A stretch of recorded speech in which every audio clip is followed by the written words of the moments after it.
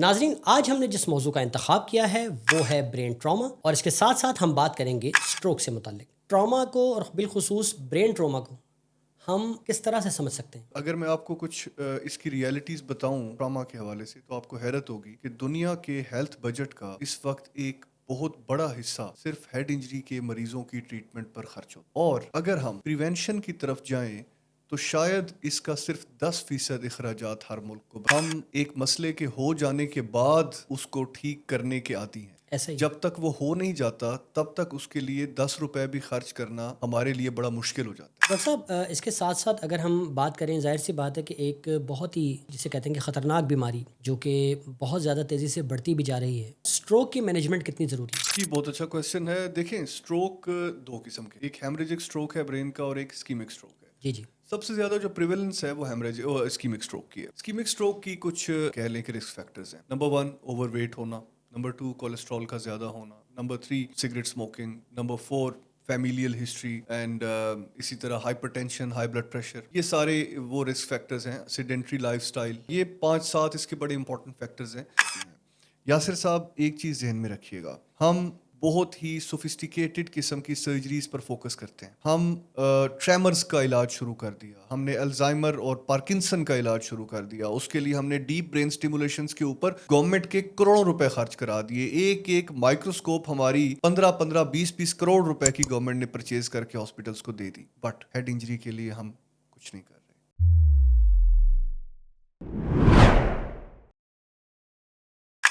السلام علیکم. Channel ECC official پر programme ہے ہیلتھ میٹرز، اور میں ہوں یاسر عباس. جی تو دوستو، کیسے ہیں آپ سب؟ امید کرتا ہوں کہ جہاں کہیں بھی ہوں گے بخیر وعافیت ہوں گے، اور ساتھ ہی ساتھ اپنی زندگی بھرپور انداز سے گزار رہے ہوں گے. ناظرین، آج ہم نے جس موضوع کا انتخاب کیا ہے وہ ہے برین ٹراما، اور اس کے ساتھ ساتھ ہم بات کریں گے سٹروک سے متعلق. ان دونوں اہم ترین موضوعات پر گفتگو کے لیے آج ہم نے مدعو کیا ہے ہمارے بہت ہی خاص مہمان doctor Sahibzada Sultan Kashif Ali, assistant professor and director brain trauma, Punjab institute of neuro sciences, Lahore. تو آئیے دوستو ان سے بات کرتے ہیں. السلام علیکم. جی وعلیکم السلام. ڈاکٹر صاحب، سب سے پہلے تو آپ کا بہت بہت شکریہ کہ آپ نے اپنی مصروفیات میں سے وقت نکالا اور ہمارے پروگرام میں آج تشریف لائے. اور ڈاکٹر صاحب، سب سے پہلے تو آپ سے یہ پوچھنا چاہوں گا کہ ایڈمنسٹریٹو لیول پر اگر دیکھا جائے تو ٹراما کو اور بالخصوص برین ٹراما کو ہم کس طرح سے سمجھ سکتے ہیں؟ بسم اللہ الرحمن الرحیم. صلاۃ والسلام علیکہ یا رسول اللہ وعلی آلک و اصحابک یا حبیب اللہ. سب سے پہلے تو یاسر صاحب بہت شکریہ آپ کا اس پروگرام میں مدعو کرنے کے لیے. اور دوسرا، میں آپ کو مبارکباد پیش کروں گا کہ آپ نے اس وقت دنیا کے اہم ترین ایشوز میں سے ایک ایشو پر آپ نے پروگرام کرنے کا فیصلہ کیا. اگر میں آپ کو کچھ اس کی ریالٹیز بتاؤں ٹراما کے حوالے سے تو آپ کو حیرت ہوگی کہ دنیا کے ہیلتھ بجٹ کا اس وقت ایک بہت بڑا حصہ صرف ہیڈ انجری کے مریضوں کی ٹریٹمنٹ پر خرچ ہوتا ہے. اور اگر ہم پریونشن کی طرف جائیں تو شاید اس کا صرف 10% اخراجات ہر ملک کو برداشت کرنے پڑیں. ویسٹ ایڈوانسڈ ورلڈ وہ اس نتیجے پر پہنچ چکے ہیں اور انہوں نے پریونشن کے لیے ہی اب کام کرنا شروع کر دیا ہے. ان کے ٹراما یونٹس، ان کے ICUs میں ٹراما کا برڈن، ہیڈ انجری کا برڈن اب اتنا زیادہ نہیں رہا. انفارچونیٹلی ہمارے ہاں پرائرٹیز بڑی ڈفرینٹ ہوتی ہیں. ہم ایک مسئلے کے ہو جانے کے بعد اس کو ٹھیک کرنے کے عادی ہیں. ایسا ہی. جب تک وہ ہو نہیں جاتا تب تک اس کے لیے 10 روپے بھی خرچ کرنا ہمارے لیے بڑا مشکل ہو جاتا ہے. لیکن اگر ہماری گورنمنٹ اور ہماری NGOs اور ہمارے پرائیویٹ ہاسپٹلز دنیا کا ڈیٹا اٹھا کے دیکھیں تو شاید وہ اس نتیجے پر ضرور پہنچ جائیں کہ انہیں بھی علاج سے پہلے ہیڈ انجری کی پریونشن پہ کام کرنا چاہیے. جی جی. اس سے ملک کا بہت بڑا سرمایہ بچ جاتا ہے. وہ مریض جو ہیڈ انجری کے بعد کبھی بھی مکمل صحت یاب نہیں ہو پاتے، وہ اپنی فیملیز میں خوش و خرم ایک اچھی زندگی گزار سکتے ہیں اگر انہیں پریونشن کے ذریعے بچا لیا جائے. Prevention always needs the best administration. جب تک آپ کے پاس مضبوط ایڈمنسٹریٹو عملہ یا مضبوط ایڈمنسٹریٹو ایگزیکٹوز اور ایڈمنسٹریٹو ویژن نہیں ہوگا تب تک یہ چیزیں ممکن نہیں ہیں. جی جی. آپ کو میں اسی سے ہی اسٹارٹ کرنا چاہوں گا آپ کے پروگرام کو کہ ہیلتھ میں جو ہیڈ انجری کا ایشو ہے اس کو سب سے پہلے ایڈمنسٹریٹیولی ڈیل کرنے کی ضرورت ہے. پریونشن میں کیا کچھ آتا ہے؟ نمبر 1، ہمارے ہاں کئی دفعہ کمپین شروع ہوئی ہیلمٹ کی. جی. وہ ہمیشہ تب شروع ہوئی جب گورنمنٹ نے انیشیٹو لیا، لوگوں نے ہیلمٹس پہنی، زبردستی پہنوائی گئیں، چالان ہوئے، بائکس بند ہوئیں، لوگوں نے ہیلمٹ پہننا شروع کر دی، اور ٹھیک 1-1.5 مہینے بعد جب گورنمنٹ کی نظر تھوڑی سی ہٹی تو ہیلمٹس دوبارہ اتر گئیں. اب پھر آج کل ہیلمٹس اتری ہوئی ہیں. اگر گورنمنٹ چاہے تو کیا امپلیمنٹ نہیں کرا سکتی؟ ابھی آپ کے سامنے بسنت گزری ہے. میں حیران ہوا کہ میں رات کو سو کے اٹھا اور صبح جب میں ہسپتال جانے کے لیے گھر سے نکلا تو ہر بائک کے سامنے ایک وہ راڈ لگا ہوا تھا. یعنی ایک دن میں ہم نے پورے لاہور کی بائکس پر راڈز لگوا دی. تو ہم ہیلمٹ بھی پہنا سکتے ہیں. آپ آزما کر دیکھ لیں. میری گورنمنٹ آف پنجاب سے ریکویسٹ ہے، ایک بار آزما کے دیکھیں. اگین ایک کمپین شروع کریں جو ایٹ لیسٹ 6 months تک گورنمنٹ کے سارے ایڈمنسٹریٹو ادارے اس کو فوکس بھی کرتے رہیں اور ہیلمٹس پہنا دیں. 6 مہینے کے بعد ہم سے، یعنی Punjab institute of neuro sciences, جو اس وقت پاکستان کا نہیں بلکہ ایشیا کا لیڈنگ سینٹر ہے ہیڈ انجری کو ٹریٹ کرنے کے لیے. یہ ایشیا کا واحد ادارہ ہے جو 560 بیڈز صرف نیورو سرجری کے ہیں جس میں. آپ ہم سے ڈیٹا لے لیجئے گا 6 مہینے پہلے کا بھی، اور جس 6 مہینے میں ہیلمٹس پہنائے گئے. ہم سے ڈیٹا لیجئے گا کہ ہمارے کتنے اخراجات ہوئے، گورنمنٹ کے اوپر کتنا فائنینشیل برڈن آیا، اور کتنے لوگ 6 مہینے پہلے ایکسیڈنٹ ہو کے آئے اور سویئر ہیڈ انجری کے ساتھ آئے، اور ان 6 months میں کس طرح ہمارے پاس پیشنٹس آئے. آئی ایم شیور کہ آپ یہ دیکھیں گے کہ ہیڈ انجریز ان 6 مہینوں میں جب ہیلمٹ پہنائی گئی ہوگی 20% رہ جائے گی. باقی جو 80% مریض ہیں جن پہ پر پیشنٹ لاکھوں روپے گورنمنٹ کے خرچ ہوتے ہیں، اس کو آپ ملٹی پلائی کریں 80% کے ساتھ تو آپ کو اندازہ ہوگا کہ almost billions of rupees annually ان مریضوں پر خرچ ہوتے ہیں. جبکہ اس کی ایک اچھی میڈیا کمپین کی جائے، پولیس کو، ٹریفک کے ڈپارٹمنٹ کو اسٹرکٹلی کہا جائے کہ زیرو ٹالرنس، کیمراز آپ کے پاس سیف سٹی ہے، کیمراز کے تھرو بھی چالان کرنا شروع کریں، اور جس کا 2 یا 3 بار ہیلمٹ کے بغیر چالان ہو جائے اس بندے کو لائسنس کینسل کر دیا جائے، جس طرح انگلینڈ میں ہوتا ہے. آپ کے چالان کے ساتھ ساتھ آپ کے لائسنس کی ویٹیج کم ہوتی جاتی ہے اور ایک وقت آتا ہے کہ لائسنس کینسل ہو جاتا ہے. اگر یہ کام شروع ہو جائیں تو میں کہتا ہوں کہ آپ ہیڈ انجری میں ایک انقلاب برپا کر دیں گے اور ہیڈ انجری آپ کے ملک میں نہ ہونے کے برابر ہو جائے گی. ٹھیک.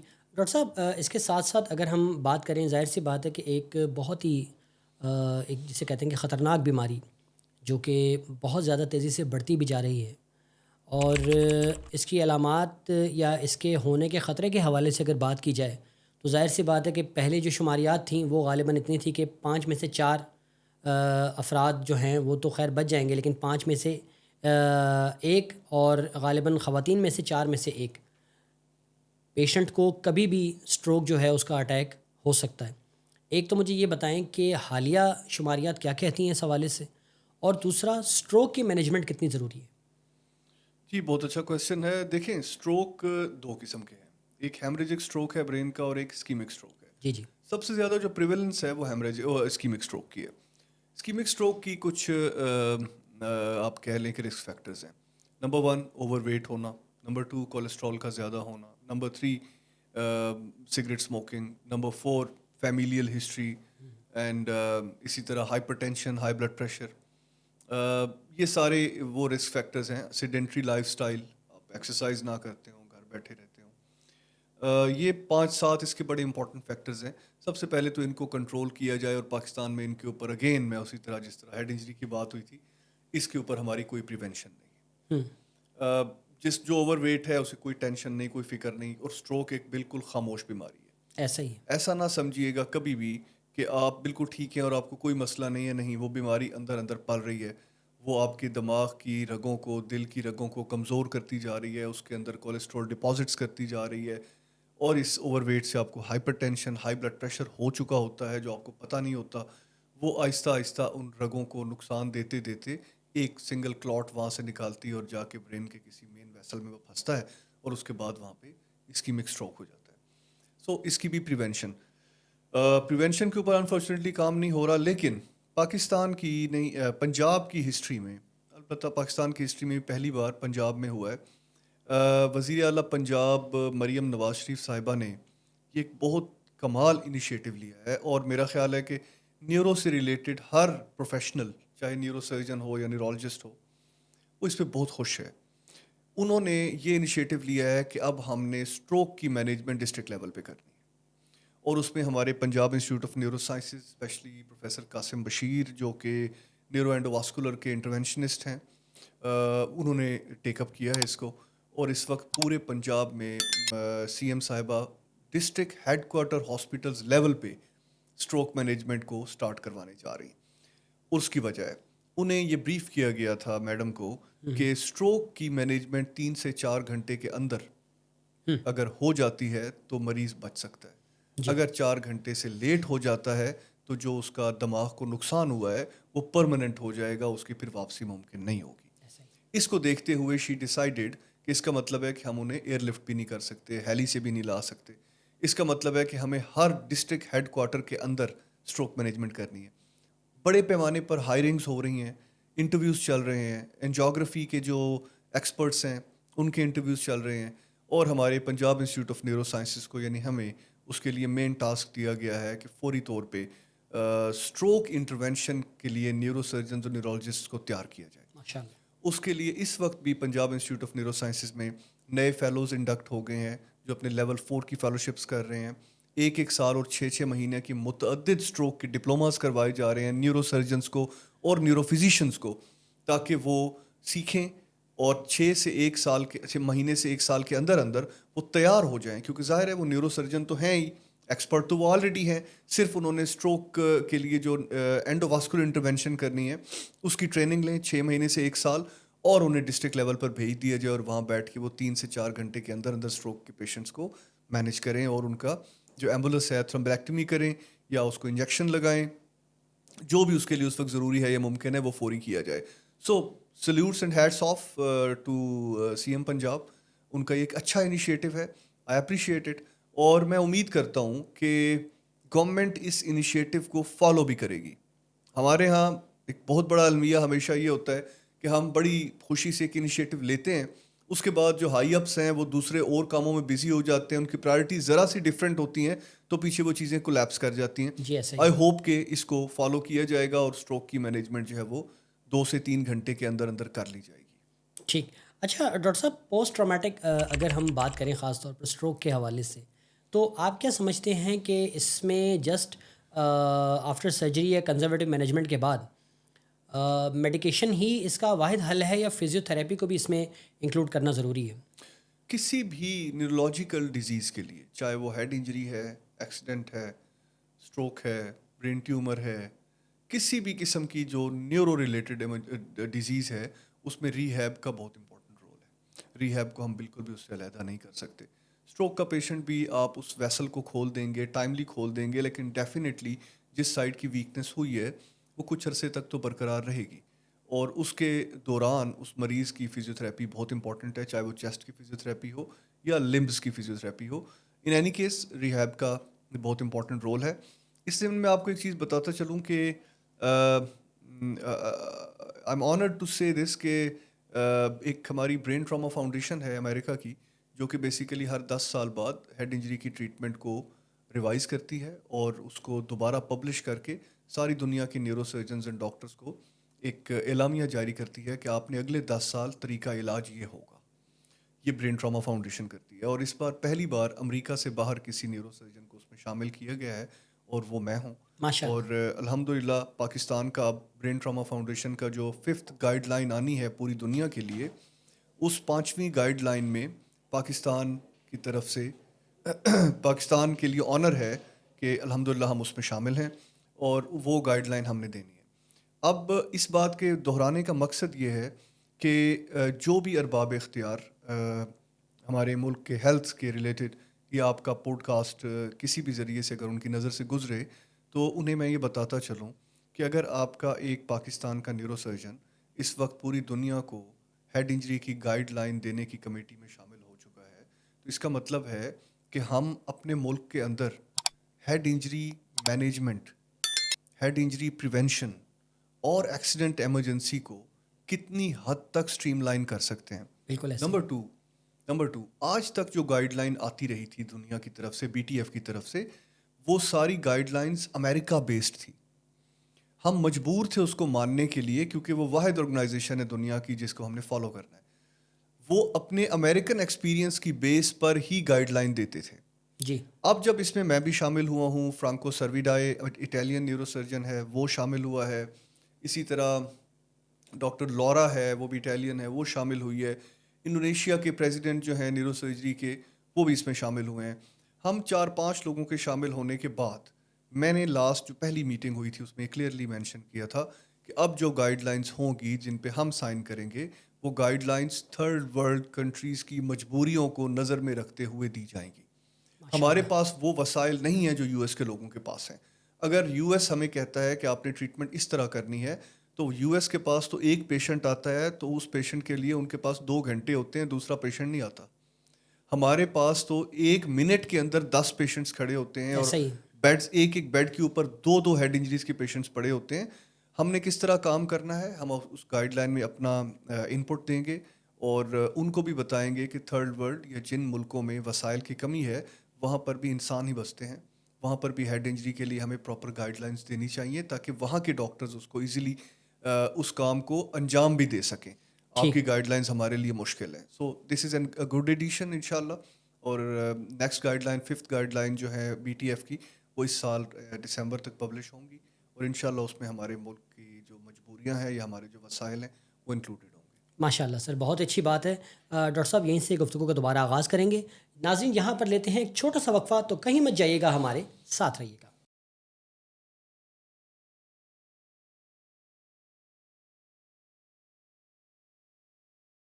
Welcome back.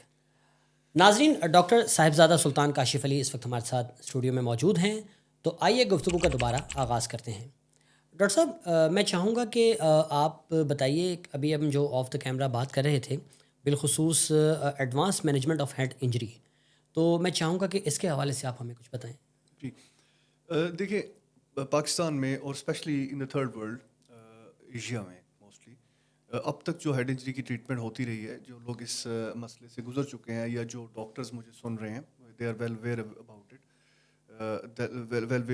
About it. یہ کلاسیکل مینجمنٹ تھی جس میں ہیڈ ایلیویشن، ہیڈ اوپر کر کے رکھیں، مینیٹول کے انجیکشنز لگائے جاتے تھے، سی ٹی اسکین ہو گیا، جو اندر ڈیزیز ہے اس کا علاج، یہ اب تک چلتا رہا تھا. دنیا اس وقت advance management of head injury پہ بلیو کرتی ہے. جو ایڈوانس ورلڈ ہے اس میں برین کے پریشر کو مانیٹر کر کے ٹریٹ کیا جا رہا ہے باقی دنیا میں. اور ایون اب برین کے اندر جو ڈفرینٹ کیمیکلس کا افیکٹ ہوتا ہے ہیڈ انجری کی وجہ سے، جیسے لیکٹیٹ ہے، پائرویٹ ہے، لیکٹیٹ ٹو پائرویٹ ریشو ہوتی ہے، اسی طرح گلوکوز ہے. اور یہ وہ ساری چیزیں ہیں جو کہ ہیڈ انجری کے بعد برین میں ان میں یہ پرٹربڈ ہو جاتی ہیں، یہ کبھی نارمل نہیں رہتی.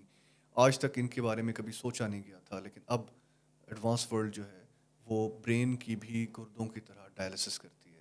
زبردست. ہیڈ انجری کے بعد دماغ کی ڈائلسس کر کے ان کیمیکلز کو پرکھا جاتا ہے کہ برین میں کون سا کیمیکل اس کی مقدار بڑھ گئی ہے یا کم ہو گئی ہے، تاکہ اس کو نظر میں رکھ کے پھر آگے علاج چلایا جائے.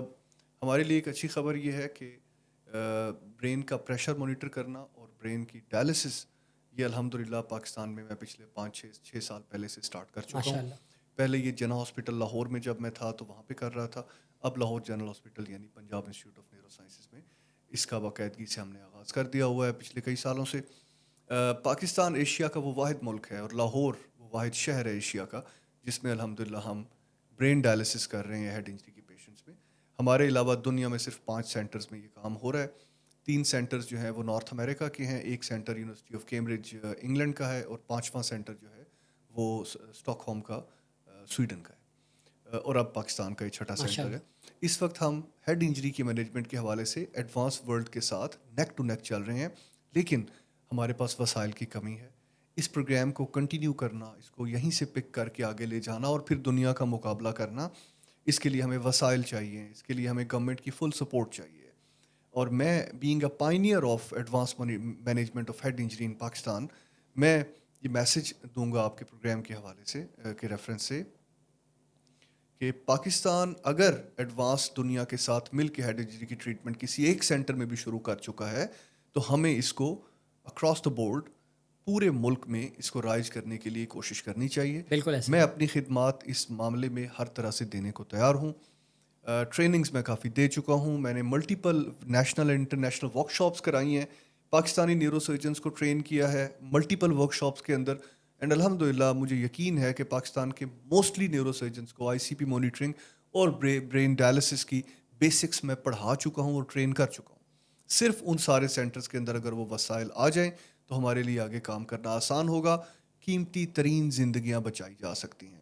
یاسر صاحب ایک چیز ذہن میں رکھیے گا اور اس کا پرچار ہر جگہ پہ ہونا چاہیے. ہم بہت ہی سوفسٹیکیٹڈ قسم کی سرجریز پر فوکس کرتے ہیں.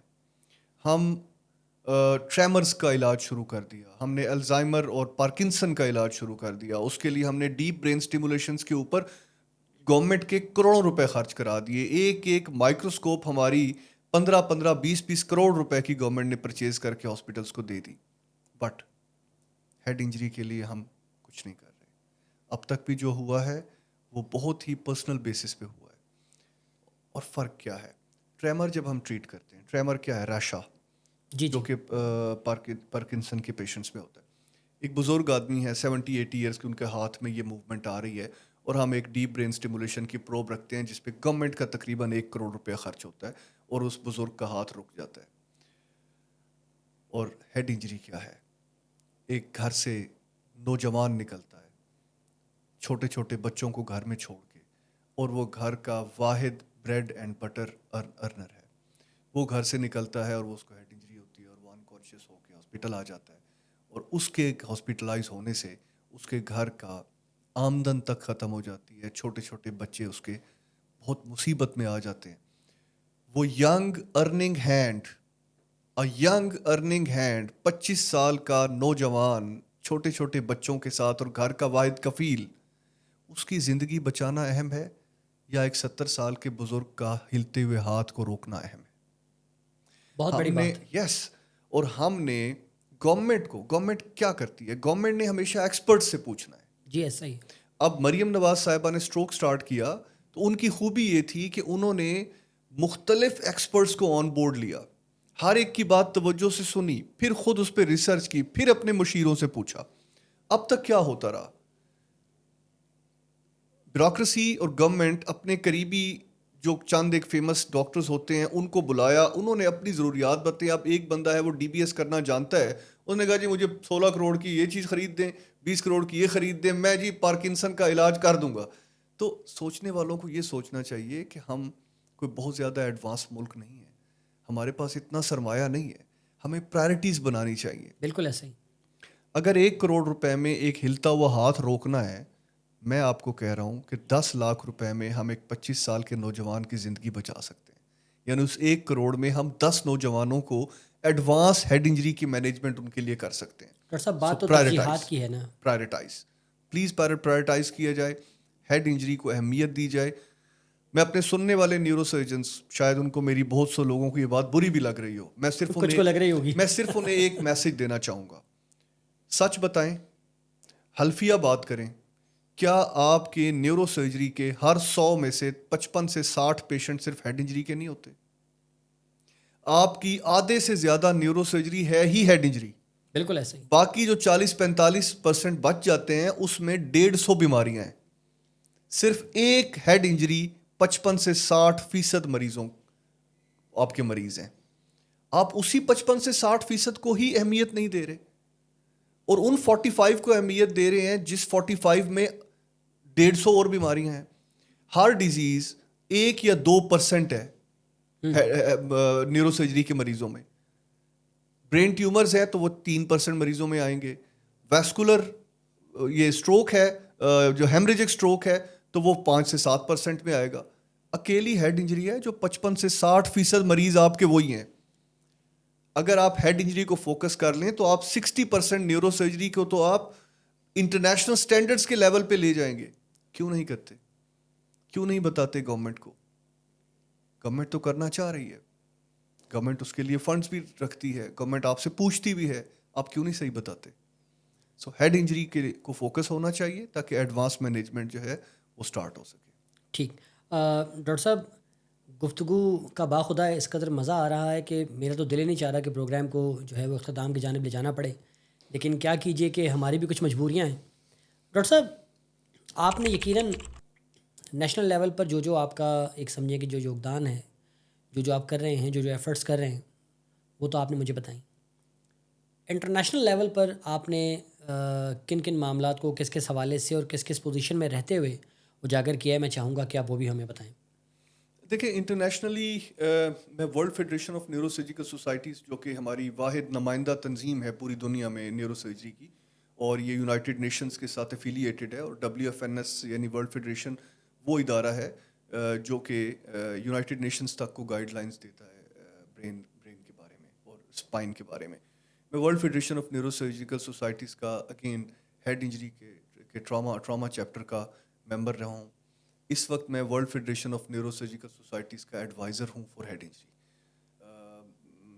WFNS کا ایڈوائزر شاید پاکستان میں پروفیسر طارق خان اور میں, ہم دو ہی لوگ ہیں جو اس وقت ورلڈ فیڈریشن کو کے مشیر ہیں یا ایڈوائزرس ہیں ہیڈ انجری کے حوالے سے. اس کے علاوہ جیسے میں نے آپ کو بتایا ابھی کہ برین ٹراما فاؤنڈیشن کی جو 5th گائیڈ لائن اب پبلش ہونے جا رہی ہے, اس میں پہلی بار امریکہ سے باہر کی نیورو سرجن کو شامل کیا گیا ہے, اور میں اس وقت پوری دنیا کو ہیڈ انجری کی گائیڈ لائنس دینے کے لیے جو کمیٹی ہے اس میں بھی کام کر رہا ہوں. کیمبرج یونیورسٹی میں متعدد لیکچرز دے چکا ہوں, کیمبرج یونیورسٹی انگلینڈ میں, اور ان لیکچرز وہ لیکچرز بھی میرے سارے ہیڈ انجری کے ریلیٹڈ تھے, اور اس کی بنیاد پر اس وقت جو کیمبرج کی برین ڈائلسس کی ڈیٹا بیس ہے, میں اس ڈیٹا بیس کا بھی ممبر ہوں. ماشاءاللہ. اور انگلینڈ کی کچھ اور یونیورسٹی کالج لنڈن میں میں لیکچرز دے چکا ہوں ہیڈ انجری کے. اسی طرح انڈونیشیا کی یونیورسٹیز میں میں لیکچر دے چکا ہوں, پاکستان کی آغا خان سے لے کے اور باقی ساری پاکستان کی جام شورو اینڈ لاہور کے متعدد لمس ایٹسیٹرا. پاکستان میں ہر جگہ جہاں پر بھی ہیڈ انجری کے ایونٹس ہوتے ہیں وہاں پہ میرے لیکچرز ہو چکے ہیں, کورسز میں کرا چکا ہوں. ایون میں کیمبرج یونیورسٹی میں بھی ایک پورا ہیڈ انجری کا کورس منعقد کرا چکا ہوں جس کو میں خود ہی ڈائریکٹ کر رہا تھا. اسی طرح Pakistan society of neuro surgery کا میں ایک ایکٹیولی اس میں کام کر رہا ہوں. Pakistan society of neuro surgery کا اگین جو ٹراما کا چیپٹر ہے اس میں بھی میرا لیڈنگ رول ہے, اور میں اس کا ایک لیڈنگ ممبر ہوں. انٹرنیشنلی ہماری کوشش اس وقت یہ ہے, میں نے اس پچھلے 2-2.5 سال میں یہ کوشش کی ہے کہ ہم دنیا کے ساتھ لنکڈ رہیں. ہم کسی سے کم نہیں ہیں, ہماری ایکسپرٹیز کسی سے کم نہیں ہے. ایون برین ڈائلسس کا جب کیمبرج میں ایونٹ ہو رہا تھا تو مجھے بڑی خوشی ہوئی کہ اس میں انڈینس بھی تھے, اور they were جسٹ لرننگ, وہاں پہ اب تک نہیں اسٹارٹ ہو سکی. برین ڈائلسس کا اس وقت دنیا میں سب سے بڑا ڈیٹا ہمارے پاس تھا جب میں وہاں پہ گیا ہوں, میں نے پریزنٹ کیا ہے. تو اگر ہمارے پاس ایکسپرٹیز ہیں لیکن انفارچونیٹلی ہم لنکڈ نہیں رہتے, ہم اٹیچ نہیں رہتے, میری یہ کوشش ہوتی ہے کہ میں اس میں ہمیشہ پارٹیسپیٹ کروں, اور اس کی وجہ اس کا نتیجتاً الحمدللہ پاکستان کا ایک سافٹ امیج پوری دنیا میں متعارف ہو رہا ہے, اور پوری ورلڈ کو پتہ چل رہا ہے کہ پاکستان میں سائنس, ٹیکنالوجی اور میڈیسن میں ہم کسی سے بھی پیچھے نہیں ہیں, اور ہم دنیا کی بڑی بڑی اکیڈمیز اور دنیا کی بڑی بڑی ٹاپ رینکڈ یونیورسٹیز میں لیکچرز بھی دینے کے قابل ہیں. اور ان سوسائٹیز اور اس کیلیبر کی جو آرگنائزیشنز ہیں, انٹرنیشنل آرگنائزیشنز, ان میں ہم امریکنز اور برٹشرز کے ساتھ برابری کی سطح پر بیٹھ کے کام بھی کر سکتے ہیں. ماشاءاللہ ماشاءاللہ ماشاءاللہ.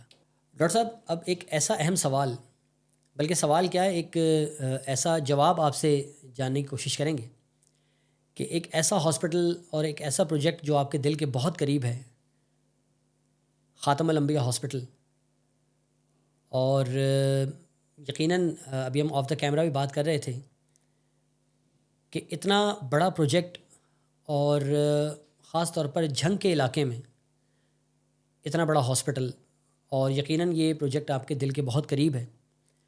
تو میری بڑی خواہش تھی کہ یہی آپ کے دل کی بات آپ سے پوچھی جائے اور اپنے ناظرین تک پہنچائی جائے. تو میں چاہوں گا ڈاکٹر صاحب کہ اس پروجیکٹ کے متعلق آپ کچھ بتائیے.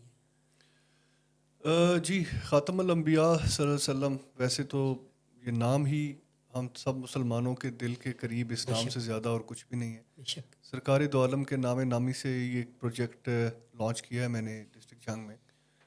Y district Jhang? اس کی وجہ بڑی واضح ہے کہ میں جھنگ سے ہی بلانگ کرتا ہوں. حضرت سلطان باہو کی اولاد سے ہوں میں، ماشاء اللہ. اور حضرت سلطان باہو کا دربار جھنگ میں ہے، شورکوٹ کے قریب، احمد پر سیال تحصیل کے اندر. اور میرا خاندان صدیوں سے وہاں آباد ہے. اور جھنگ کے لوگوں پر ہمارے ان کے بڑے حقوق ہیں ہم پر. پاکستان جب سے بنا اس کے بعد سے میری فیملی جھنگ کی مین اسٹریم پالیٹکس میں رہی. میرے کچھ انکل کزنس MNA بنتے رہے، فیڈرل منسٹر رہے. اور میرے والد صاحب حضرت سلطان باہو پر PhD ہیں، وہ بھی جھنگ ماشاء میں اللہ. مقیم ہیں. اور جھنگ نے اور جھنگ کے لوگوں نے میرے خاندان کو بہت عزت دی ہے. اور ظاہر ہے اس مٹی پر ہمارا قرض ہے. دوسری بڑی وجہ یہ ہے کہ جھنگ میں اس وقت تک فیوڈل سسٹم ہے. جھنگ میں ابھی تک گورنمنٹ کے پروجیکٹس یا گورنمنٹ کی ریٹ اس لیول کی نہیں ہے جیسی کہ آپ شیخوپورہ یا گجرات یا گجرانوالہ یا ساہیوال میں دیکھتے ہیں. جھنگ میں اب تک بہت غربت ہے. جھنگ میں روڈز نہیں ہیں، انفراسٹرکچر نہیں ہے، ہاسپٹلز نہیں ہیں، لیبارٹریز نہیں ہیں. جھنگ کا پولیسنگ کا نظام ایون لاہور سے بڑا ڈفرینٹ ہے. اور ایک ٹرو فیوڈل پکچر اب تک وہاں موجود ہے. جب میں نے نیورو سرجری کرنے کے بعد اپنے ڈسٹرکٹ کو ٹائم دینا شروع کیا اور میں نے ویکلی یا 10 دن 15 دن بعد وہاں جانا شروع کیا، تو یہ ساری چیزیں میری نظر سے گزری جو میں نے آپ کو بتائی. دین آئی ڈیسائیڈڈ کہ اوکے، اگر میرا خاندان وہاں سے اتنی عزت لے چکا ہے اور میرے بادشاہ میرے حضور حضرت سلطان باہو کا مزار پاک بھی وہاں پہ ہے، تو اگر کسی نے نہیں کیا تو لیٹس ٹرائی، میں کوشش کروں گا. میری کوشش یہ ہے کہ جھنگ کو ایک بہترین ہیلتھ سسٹم دیا جائے، اس کے بعد ایک جھنگ کو بہترین ایجوکیشن سسٹم دیا جائے، اس کے بعد پھر جھنگ کے جو باقی انفراسٹرکچر ہے اس پر توجہ دی جائے، اینڈ موسٹ امپورٹنٹلی جھنگ سے فیوڈل سسٹم کو جڑ سے اکھاڑا جائے. جب تک کسی بھی علاقے سے فیوڈل سسٹم ختم نہیں ہوتا، زمیندار کا حقہ جب تک ٹھنڈا نہیں ہوتا، تب تک اس علاقے کے لوگوں میں گرمی نہیں آ سکتی. ترقی کی گرمی، آگے بڑھنے کی گرمی، یہ سب کچھ تب ہی آتا ہے جب زمیندار کا حقہ ٹھنڈا ہوتا ہے. تو ان میں، ان سارے امور میں، ان سارے کاموں میں جو پہلا سٹیپ میں لینے لگا ہوں وہ خاتم الانبیاء صلی اللہ علیہ وسلم ٹراما سینٹر اینڈ ہاسپٹل ہے. یہ ہاسپٹل 100 بیڈڈ ہے اور اس کو 2 فیزز میں نے ڈیوائڈ کیا ہے. پہلے فیز میں اس کا ڈائگنوسٹک بلاک بن رہا ہے جو کہ الحمدللہ جس کی اب چھتیں ڈل چکی ہیں، ماشاء اللہ. اور ایک بہت بڑا بلاک 1 ہے اور اس کے اندر CT scan, MRI، angiography, x raise, ultra sounds, ایک فل فلیج A کلاس لیبارٹری، اینڈ ایک کیمو تھراپی. کینسر کے پیشنٹس کو کیمو کے لیے دوسرے شہروں میں جانا پڑتا ہے.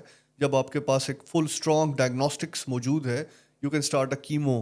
اور کیمو کے لیے میرے ساتھ اس میں ایک oncologist, radio therapist on board ہیں جو کہ جھنگ سے ہی تعلق رکھتے ہیں. تو فیز 1 اب الحمدللہ ہمارا کمپلیشن پہ ہے. مئی جون میں ہم فیز 1 اسٹارٹ کرتے ہیں. ماشاء اللہ. اس کے بعد فیز 2 ہے جو کہ دراصل ٹریٹمنٹ بلاک ہے، جس میں کہ emergency, OPDs and their indoors operation theatres, یہ سارے کچھ ہے. اس کو کمپلیٹ ہونے میں بھی شاید مزید 1.5 سے 2 سال لگیں. یہ ایک 100 بیڈڈ یونٹ ہے جو کہ اسٹیٹ آف دا آرٹ ہے. اور یہ جو فیسلٹیز جو وہاں اویلیبل ہوں گی، انشاءاللہ تعالی لاہور کے کسی بھی ایڈوانسڈ پرائیویٹ ہاسپٹل سے کم نہیں ہوں گی. ماشاء اللہ. اس میں کچھ فیسلٹیز ایسی بھی ہوں گی جو کہ لاہور میں اویلیبل نہیں ہیں. میرے پلان میں ہے کہ اس کو انشاءاللہ neuro surgical point of view سے I will give a special strength to خاتم الانبیاء ٹراما سینٹر اینڈ ہاسپٹل. اور انشاءاللہ وہاں پر گیما نائف یا سائبر نائف بھی ہم لے کے آئیں. گیما نائف پنجاب میں اب تک اویلیبل نہیں ہے، اور اگر میں گیما نائف وہاں لانے میں کامیاب ہو جاتا ہوں ان مائی 3rd فیز، تو انشاءاللہ آپ دیکھیں گے کہ لاہور اینڈ فیصل آباد اینڈ ملتان سے پیشنٹس وہاں ریفر ہوا کریں گے. اور وہ ہاسپٹل انشاءاللہ that will be a huge icon for my district. I am working on it.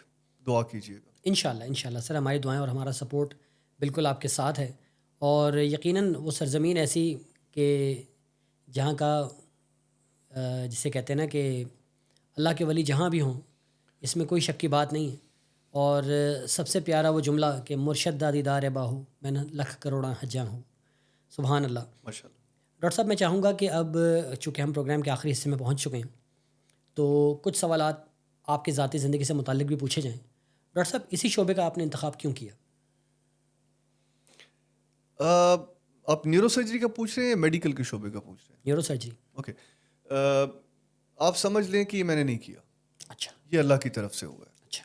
میں ایک درخت سے جدا ہوا ایک سوکھا پتا جیسے اڑتا اڑتا کہیں بھی جا کے گر جاتا ہے, میں اسی طرح نیورو سرجری کی گود میں گرا اور وہاں پروان چڑھا. میری ساری ٹریننگ جنا ہاسپٹل لاہور سے ہوئی تھی اسٹارٹنگ میں. جی. اور نیورو سرجن میں کوئی بہت زیادہ اپنی وش یا اپنی ویل سے نہیں بنا. جب میں نے نیورو سرجری میں آیا اور میں نے کہا چلیں let's do the post graduation, تو آہستہ آہستہ میرا ربط بنتا گیا. اینڈ فائنلی آج میں یہ سوچتا ہوں کہ اللہ نے یہ فیصلہ کیا تھا اور اب مجھے سمجھ آنا شروع ہوئی ہے کہ یہ کام مجھ سے کیوں کروایا گیا, اس کے پیچھے کیا راز ہے. کچھ چیزیں سامنے آ گئی ہیں, کچھ شاید ابھی آنی باقی ہیں. ٹھیک. ڈاکٹر صاحب یقیناً انسان کی کامیابی میں اساتذہ کا بہت امپورٹنٹ رول ہوتا ہے. تو آپ کے کوئی ایسے استاد کہ جن کا آپ آج نام لے کر شکریہ ادا کرنا چاہیں؟ میرے لیے جو میرے سب سے بڑے استاد ہیں دنیا میں وہ میرے والد صاحب ہیں, حضرت پروفیسر ڈاکٹر سلطان الطاف علی. کسی بھی فیلڈ میں جب آپ کام کرتے ہیں تو وہ جو استاد وہاں پہ آپ کو سکھا رہے ہوتے ہیں وہ بھی آپ کو تب سکھا پاتے ہیں جب آپ کی بنیادی ٹریننگ ٹھیک ہوتی ہے. میری بنیادی ٹریننگ میرے والد صاحب نے کی. میں بچپن سے ان کے ہاتھوں میں رہا. میں نے اپنے والد سے بہت کچھ سیکھا ہے اور میرا خیال ہے کہ میرے لیے ان سے بڑا استاد دنیا میں اور کوئی نہیں ہوا. میں نے ان سے سچ بولنا سیکھا ہے, میں نے ان سے اپنی غلطی ماننا سیکھا ہے, میں نے ان سے اللہ سے محبت کرنا سیکھا ہے, میں نے ان سے رسول اللہ صلی اللہ علیہ وسلم سے محبت کرنا سیکھا ہے. میں نے ان سے سیکھا ہے کہ تمہارے ہاتھ سے کسی کو کبھی کوئی نقصان نہ ہو. میں اپنے والد کے ہی ہاتھ پر بیعت بھی ہوا ہوں, وہ میرے مرشد بھی ہیں. ان سے بیعت ہونے کا مقصد بھی یہی تھا. جب میں بیعت ہونا چاہ رہا تھا تو انہوں نے مجھے کچھ آپشنز دیے تھے. میں نے ان کو یہ عرض کی تھی کہ میں بہت کچا آدمی ہوں اور کہیں ایسا نہ ہو مجھے کسی اپنے مرشد پر شک ہو اور میری بیعت ہی خراب ہو جائے, تو میں کیوں نہ آپ ہی کا بیعت ہو جاؤں, کیونکہ میں نے تو آپ کو بچپن سے دیکھا ہے, میں نے تو آپ کی کبھی نماز قضا ہوتے نہیں دیکھی, میں نے تو آپ کو کبھی جھوٹ بولتے نہیں دیکھا, میں نے تو بچپن سے کبھی آپ کو کسی کے خلاف بات کرتے نہیں دیکھا. بدترین دشمن کو بھی اٹھ کے ملتے دیکھا ہے اور بدترین دشمن کی غیر موجودگی میں بھی اس کے خلاف کوئی بول رہا ہو تو آپ کو خاموش ہوتے دیکھا ہے. تو میں نے تو اخلاقیات, حقوق العباد, حقوق اللہ, سب کچھ میں نے آپ کے اندر دیکھا ہے. اگر اتنے سال, اب 45-40 سال کے قریب میری تب عمر ہو چکی تھی, 35 سال کی, میں نے کہا اتنے سال میں اگر میں نے کچھ نہیں دیکھا تو انشاءاللہ آئندہ بھی کوئی برا نہیں دیکھوں گا. تو مرشد تو پھر آپ ہی ہیں. تو انہی کے ہاتھ پہ بیعت ہوا, وہی میرے سب سے بڑے استاد ہیں. نیورو سرجری کی طرف اگر آئیں تو میں ایک ہی نام لینا چاہوں گا اور وہ پروفیسر نوید اشرف ہیں. پروفیسر نوید اشرف نے, آج میں نیورو سرجری کے جس مقام پر بھی ہوں اس مقام کے پیچھے میرے استاد کا ہاتھ ہے. آج میں ہیڈ انجری پہ بیٹھ کے ٹی وی پروگرامز بھی کر رہا ہوں, آپ کا پوڈ کاسٹ کر رہا ہوں. ہیڈ انجری پہ آج میں ورلڈ فیڈریشن کا ممبر ہوں. دنیا کی سب سے بڑی فاؤنڈیشن جو ہیڈ انجری کی ہے اس کی گائیڈ لائن کمیٹی کا ممبر بن چکا ہوں. لیکن ایک بات بتاتا چلوں کہ مجھے میری ٹریننگ کے دوران ہیڈ انجری کی طرف لے جانے والے پروفیسر نوید اشرف تھے. جب میری ٹریننگ چل رہی تھی وہی وہ تھے جنہوں نے مجھے کہا تھا کہ بیٹا میں چاہتا ہوں کہ میرا ایک شاگرد ان غریب اور ینگ لوگوں کے لیے کام کرے جو کوئی بھی اور نہیں کر رہا. ہیڈ انجری کے لیے کرو کچھ, کیونکہ اس میں پیسہ نہیں ہے. ہر نیورو سرجن چاہتا ہے میں اینڈوسکوپک اسپائن سرجری کروں, میں برین ٹیومرز کروں تاکہ اس میں فائنینشیل بینیفٹس ہیں. ایک بندہ جو اچانک روڈ سے اٹھا کے لایا جاتا ہے وہ کہاں سے پیسے دے گا؟ تو اس کے لیے اس لیے کوئی کام نہیں کر رہا. تو انہوں نے کہا میری خواہش ہے کہ میرا کوئی شاگرد کرے. تو میں نے ان کو ریکویسٹ کی کہ سر پھر اگر اجازت دیں تو میں کرتا ہوں. تو انہوں نے مجھے کہا دیکھ لو, میری خواہش یہ ضرور ہے لیکن تمہاری زندگی بہت ٹف ہو جائے گی. تو میں نے کہا کہ زندگی آسان ہونا یا ٹف ہونا اللہ کے ہاتھ میں ہے, آپ دعا کریں اور میں آگے چلتا ہوں.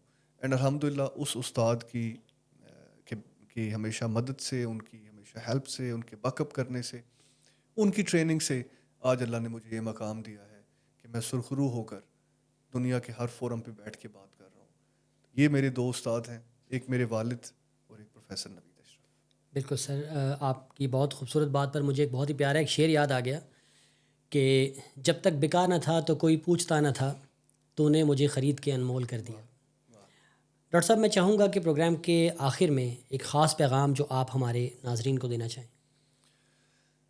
ہر پروگرام کے اینڈ پہ مجھ سے پوچھا جاتا ہے، اینڈ موسٹلی میں ظاہر ہیلتھ کے پروگرامز میں ہی انوائٹیڈ ہوتا ہوں، لیکن میں نے کبھی بھی ہیلتھ ریلیٹڈ پیغام نہیں دیا. میں اینڈ پہ ہمیشہ نوجوانوں سے مخاطب ہوتا ہوں، جو آج بھی ہونا چاہوں گا.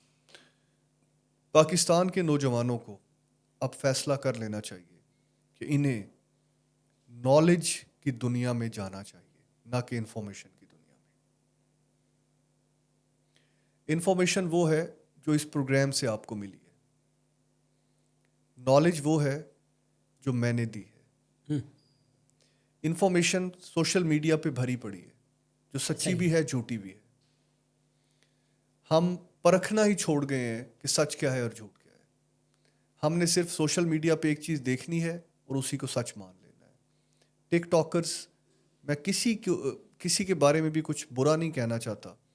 آج کے نوجوان کو یہ پتہ ہی نہیں ہے کہ ٹک ٹاک پہ جو لوگ آ جا رہے ہیں وہ ان کو کتنا ایک سچ بتا رہے ہیں اور ان کی زندگیاں دراصل کتنی تلخ ہیں. وہ اپنی زندگیوں کا ایک مثبت پہلو ان کو دکھا کے انہیں اپنی طرف اٹریکٹ کر رہے ہیں.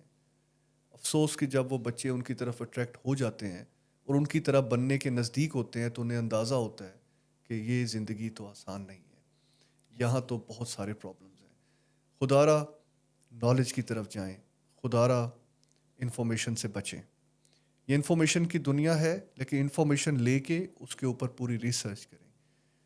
پاکستان کو سب سے زیادہ نقصان اب تک جو میں دیکھ رہا ہوں ہمارے نوجوان کے ہاتھوں سے جو ہو رہا ہے وہ شدت پسندی ہے، سوچے سمجھے بغیر بولنا ہے، کسی بھی بات پر جلد یقین کر لینا ہے.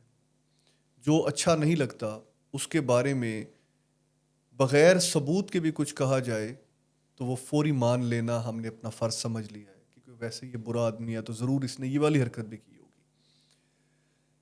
میں یہ ریکویسٹ کروں گا آپ کے پروگرام کی توسط سے کہ نمبر 1، اپنے اندر جذباتیت پیدا نہ کریں، حوصلہ رکھیں، صبر سے کام لیں. کوئی بھی مسئلہ ہے اسے 10 بار سوچیں، اس پہ تحقیق کریں، اپنے بڑوں سے مشاورت کریں، اس کے بعد اپنا اگلا قدم اٹھائیں اور کسی کی بھی باتوں میں نہ آئیں. پاکستان ایک عظیم ملک ہے، پاکستان ایک مضبوط ریاست ہے اور الحمدللہ پاکستان انتہائی مضبوط ہاتھوں کے اندر ہے. پاکستان کے بارے میں پوری دنیا میں جتنی بھی باتیں پھیلائی جا رہی ہیں اندر سے یا باہر سے، یقین مان لیں کہ وہ تمام غلط ہیں. پاکستان کہیں نہیں جانے لگا، پاکستان اپنی جگہ پہ موجود ہے انشاءاللہ، اور پاکستان 70 سالوں میں آہستہ آہستہ ترقی کی منازل بھی طے کرتا جا رہا ہے. میں دنیا گھومتا ہوں، دنیا کے بڑے بڑے ملکوں میں گھوما ہوں اور بڑے بڑے ان کے ہائی اپس کے ساتھ مل چکا ہوں. پاکستان اور پاکستانیوں سے وہ سب بہت متاثر ہیں. کسی غلط فہمی میں نہ رہیے گا، کسی کی باتوں میں مت آئیے گا. پاکستان پائندہ باد. ڈاکٹر صاحب کا بہت بہت شکریہ کہ آپ نے اپنی مصروفیات میں سے وقت نکالا. ایک بار پھر انتہائی مشکور، انتہائی ممنون کہ آپ نے وقت دیا. آپ کا بہت بہت شکریہ. اور ڈاکٹر صاحب اس وعدے کے ساتھ کہ آپ دوبارہ ضرور آئیں گے. جی انشاءاللہ میں ضرور آؤں گا. بہت شکریہ. جی ہاں ناظرین، یہ تھے ہمارے مہمان doctor Sahibzada Sultan Kashif Ali, assistant professor and director brain trauma, Punjab institute of neuro sciences, Lahore. آپ کو ہمارا پروگرام کیسا لگا؟ اپنی رائے کا اظہار ضرور کیجیے گا، اور ساتھ ہی ساتھ ایک اپیل کہ اگر ابھی تک آپ نے ہمارا چینل سبسکرائب نہیں کیا تو اسے ضرور سبسکرائب کیجیے، اور ساتھ ہی ساتھ بیل آئیکن کو لازمی دبائیے تاکہ ہمارا ہر نیا نوٹیفیکیشن آپ تک بر وقت پہنچ سکے. اپنے میزبان یاسر عباس کو دیجیے اجازت. اللہ حافظ.